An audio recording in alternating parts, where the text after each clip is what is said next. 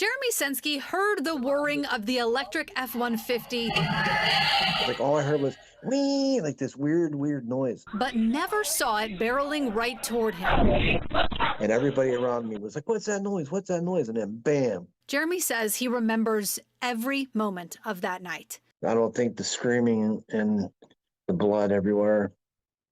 I don't think I'll ever forget any of that. And I do think about it a lot when I'm laying in bed.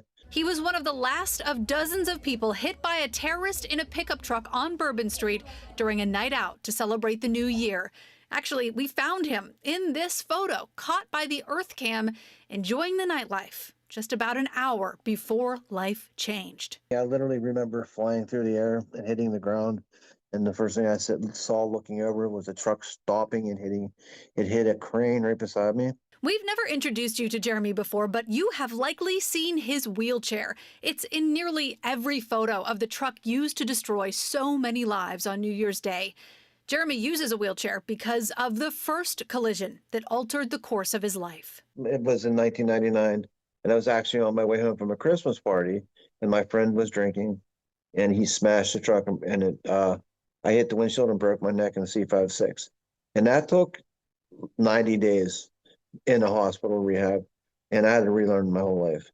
In only his 20s, a wheelchair became a part of everyday life. He could have never known that almost 25 years later, in a second major trauma, that very chair might have saved others' lives. But not a lot of people know that I'm the one that basically stopped the truck. Because me and my wheelchair, we weigh about 550 pounds between us. That truck stopped where I was at. And I do believe that people were saved. After Jeremi was hit and thrown onto his face, he could only watch and listen to the screams and the gunfire. He had broken almost every major bone in both of his legs, describing them as a puddle. His daughter, Heaven, spoke to CBS News after the attack. He was 5 feet from the truck. He was watching the shootout from the ground. 1 year later, Jeremi is thankful to be alive, but still healing his shattered legs and dependent on expensive medication.